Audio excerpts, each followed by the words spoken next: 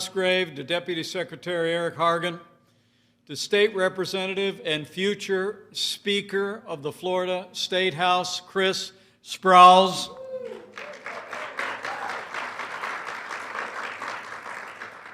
and to Pastor and Stephanie Parker here at Starkey Baptist Church. It is great to be back in church and great to be among so many champions for life.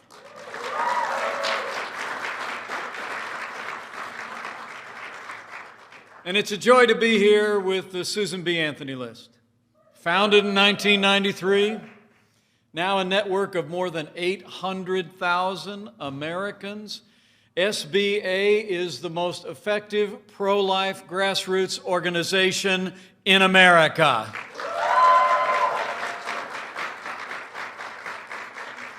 But to all the great friends who've come out today, who've labored in the cause of life all across the Sunshine State, I just first and foremost want to say thank you. Thank you for what you have done for life. Thank you for what you have done for the great movement of the sanctity of life in this country and the unborn. It is wonderful to be among friends. Thank you for coming out. And speaking of friends of mine, allow me to begin by bringing greetings from another friend of mine, a man who loves the state of Florida, and a man who is the most pro-life president in American history. I bring greetings from the 45th President of the United States, President Donald Trump.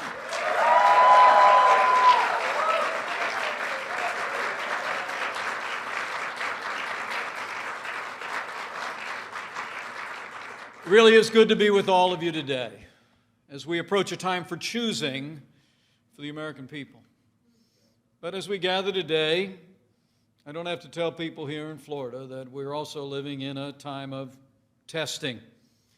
Here in Florida and all across America, we have faced challenges in the midst of the coronavirus pandemic like many of us have never seen in our lifetime.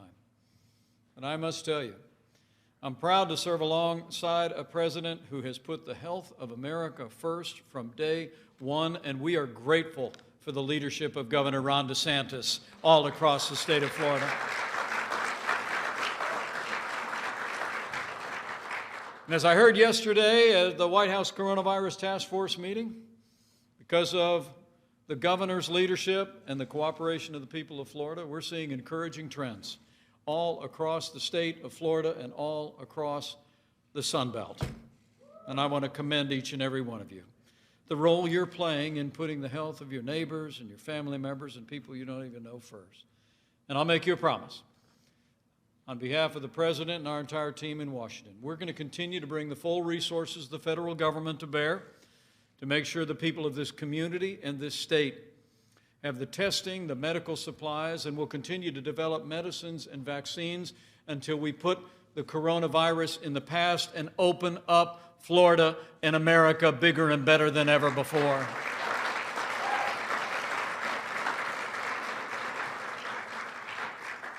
But President Trump wanted me to be here with you today, not just to thank you for your support, for your stand for life, for your compassion for the women and children of America, because of the difference that each one of you have made, because of the work that you have done.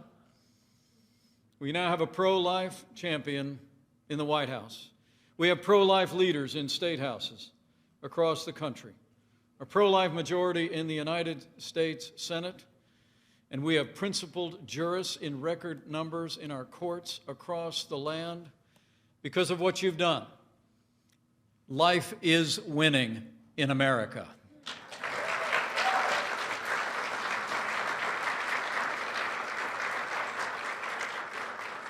The Declaration of Independence reads that we held certain truths to be self-evident, that all men are created equal and that they are endowed by our Creator with certain inalienable rights.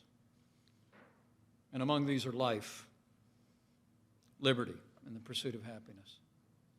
Those words changed history, and they also put life at the center of the American experiment. And under this president, I promise you, we're going to continue to work every day to put the right to life back at the center of American law.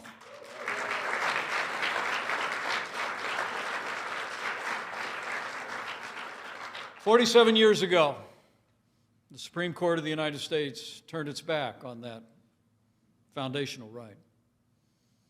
Today, these basic truths are still under siege and still under threat. The progress that we have made is in every sense at risk as we gather here today. The truth is that Joe Biden, the Democratic Party, and the radical left would undo all the progress that we've made in the cause of life. And what a contrast it's been of the progress of life under this administration. From the first day he took office, President Trump has been standing without apology for the sanctity of human life.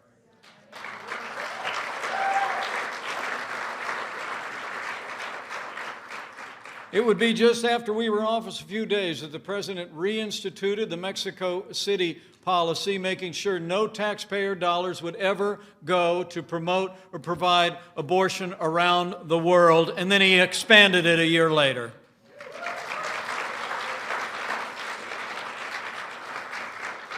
President Trump became the first president in American history to address the March for Life in person on the National Mall. In our first year in office, the president took executive action to end the assault on the conscience rights of a group of nuns known as the Little Sisters of the Poor. And we appointed justices to the Supreme Court who were part of a 7-2 majority that ended the assault on the Little Sisters of the Poor's pro-life convictions once and for all. In fact, President Trump has appointed more conservatives to our courts of appeals than any president in American history. All told, 200 conservative judges appointed to our courts at every level. And I'm here to tell you, they are all principled conservatives who will uphold all the God-given liberties enshrined in our Constitution.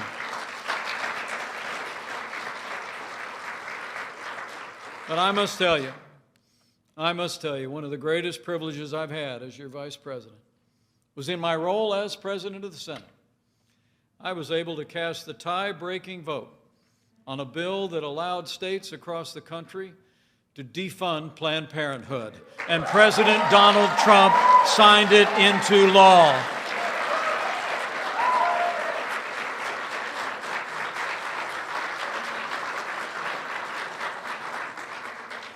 By contrast, Joe Biden and the Democratic Party would take America in the opposite direction.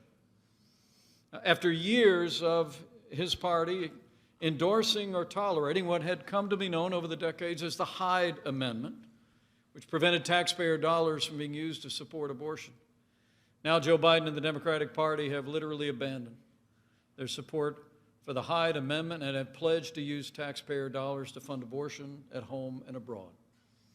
Joe Biden and the Democratic Party also would not defund the largest abortion provider in America, but they plan to increase funding for Planned Parenthood at unprecedented levels. And Joe Biden and the Democratic Party support late-term abortion. His party in the Senate actually blocked a bill that would protect children that were born after failed abortions. They blocked the Born Alive Infant Protection Act. And make no mistake about it, Joe Biden would appoint activist judges to our courts who would legislate from the bench and trample on our most cherished liberties. Now more than ever, pro-life Americans need to let our voice be heard and stand for life. In cities and states and places of worship all across this country. You need to speak out. You need to become involved. The SBA list is an organization that spans the entire nation. All of you already participate. But for any looking on, this is no time to be silent. And make no mistake about it, the radical left wants to silence pro-life Americans. Just recently, we saw the arrest of Students for Life of America, a group of students were arrested for writing "Black Preborn Lives Matter" outside a D.C. Planned Parenthood clinic. I mean, the radical left celebrates those who defend abortion, but they would prosecute those who stand for life. We've even seen Democrat-led legislators in this country stand up and cheer with the passage of bills that provide for late-term abortion. And one Democrat governor actually openly defended infanticide. The choice could not be more clear. And I want to make you a promise. This president, this vice president, and this administration will always stand up for the freedom of speech of every American, and we will always stand for life.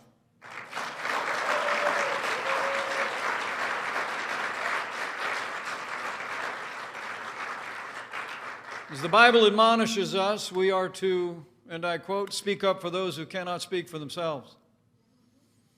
And so the people in this movement have done every day since that day 47 years ago. And because you've spoken up, because you've stood up, because you've stood with those men and women who've stood for life in the public square, life is winning in America. From the White House to courthouses, the U.S. Senate, and in conservative legislatures across the country. But the work of SBA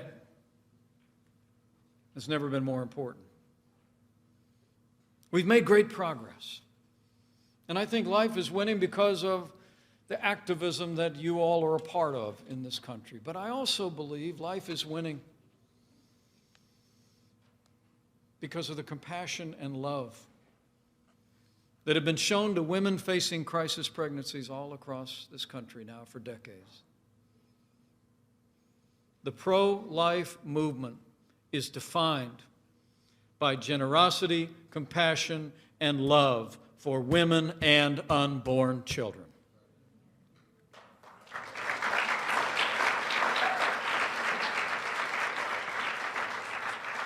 And you need look no further than ministries across the country, crisis pregnancy centers and care centers that are ministering to needs of women in crisis pregnancies. It's truly inspiring.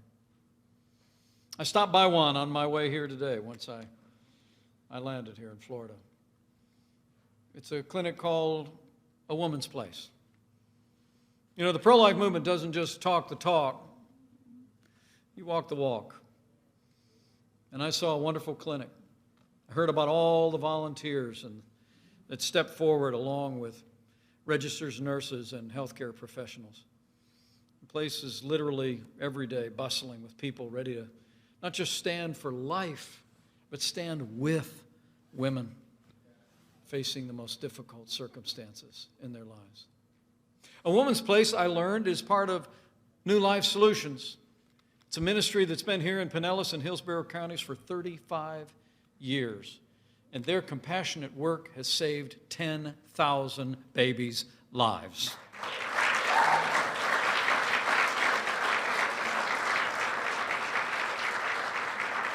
And I like giving credit for credit where credit is due, so would you all mind joining me in thanking Board Chairman Kathy Arrington and the New Life Solutions team that are here. Would you stand, Kathy, and the New Life Solutions team? Let's show them how much we appreciate the way they put feet on their faith every day.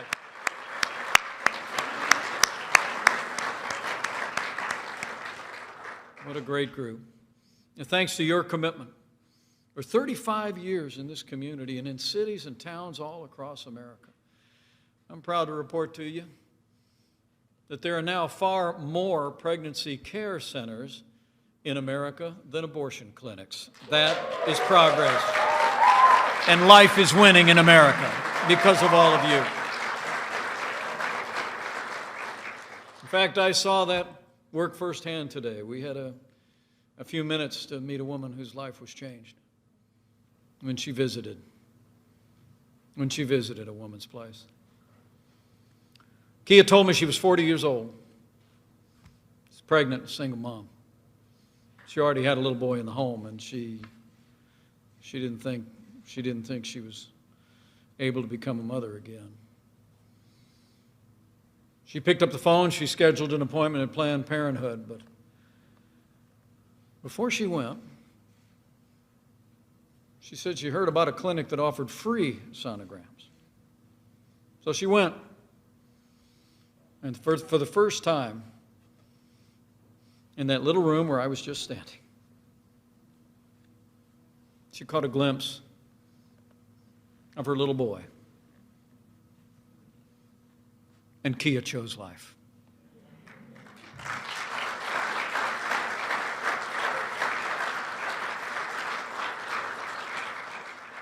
She said, and I quote, "From the moment that I saw him,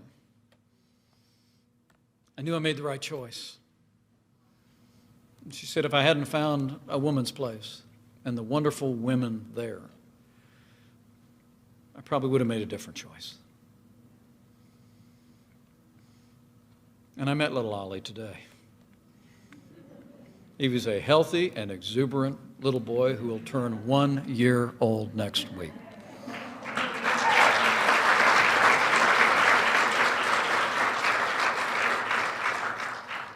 That's the difference this movement has made. One life at a time. One family at a time. And that's the difference the SBA list makes. And the difference everyone working in this movement has made in the lives of women and children all across this country. And I just really wanted to come by to say thank you and to urge you on. Life is winning in America, I truly do believe, because of that compassion, that care, that love. There may have been those in 1973 that thought that this movement would someday fade out. But the American people cherish all our God-given liberties. The American people cherish the right to life. And we will stand in this movement until we restore the right to life to the center of American law. I believe it with all my heart. So from the White House to the courthouse, care centers, life is winning in America, but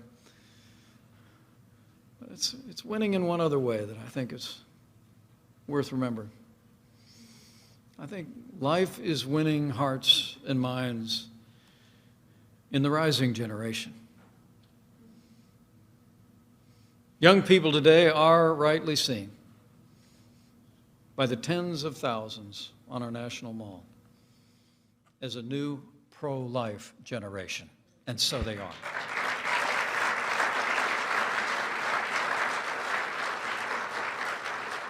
The rising generation is more pro-life than ever before. Young Americans are embracing the sanctity of life in record numbers, more and more every day.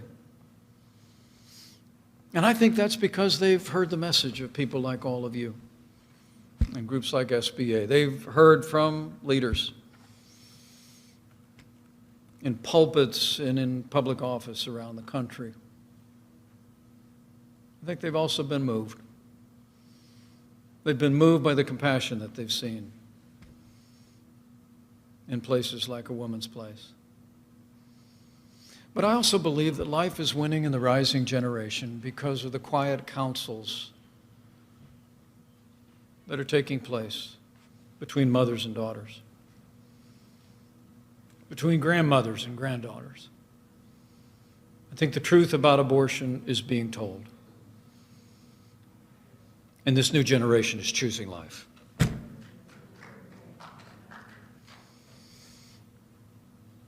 As one pro-life advocate recently wrote in her column in the Washington Times, and I quote, "If our generation is to be concerned with the disenfranchised, with the marginalized, with the oppressed, and the outsider,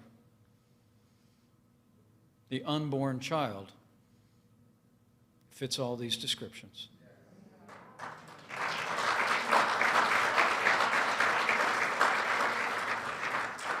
That is a voice in the rising generation.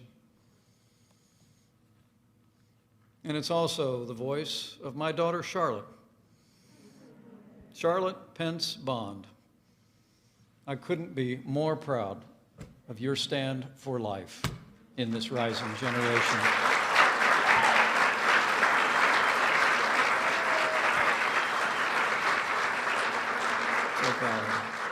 So life is winning in America.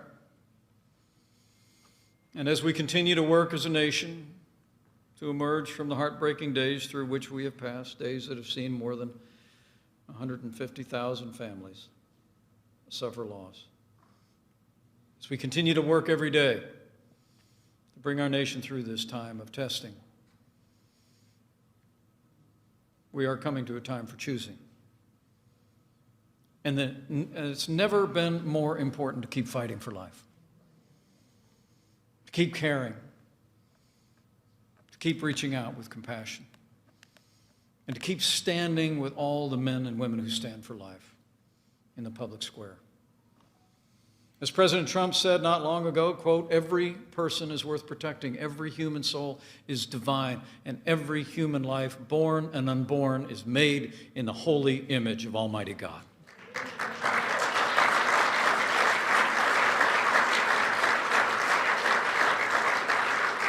And I promise you, this president and I will stand for life. We'll stand with women in crisis pregnancies. And we'll continue to deliver on the promises that we've made, not just to the people of a movement or a cause, but to the highest ideals of our nation, including the unalienable right to life. And in the days ahead, as you labor in this movement, remember, I believe with all my heart that the men and women of the pro-life movement do not fight alone. He who said, "Before I formed you in the womb, I knew you," fights with you.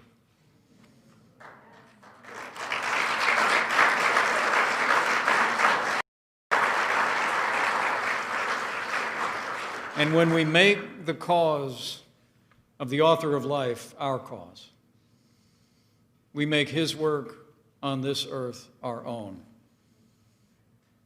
And that means life wins.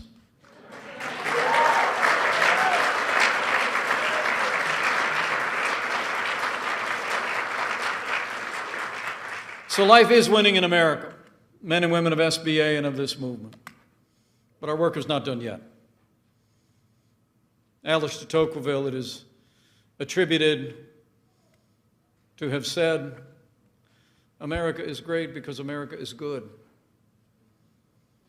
If America ceases to be good, America will cease to be great." But I truly believe, with your continued support, with your dedication to the cause of life, we'll build on the extraordinary progress we've made these last 3.5 years. We'll continue to see pro-life men and women of principle elected and re-elected from the White House to the State House. And the day will come when we restore the right of life to the center of American law, and we will make America great again. Thank you very much. God bless you for all you do, and God bless America.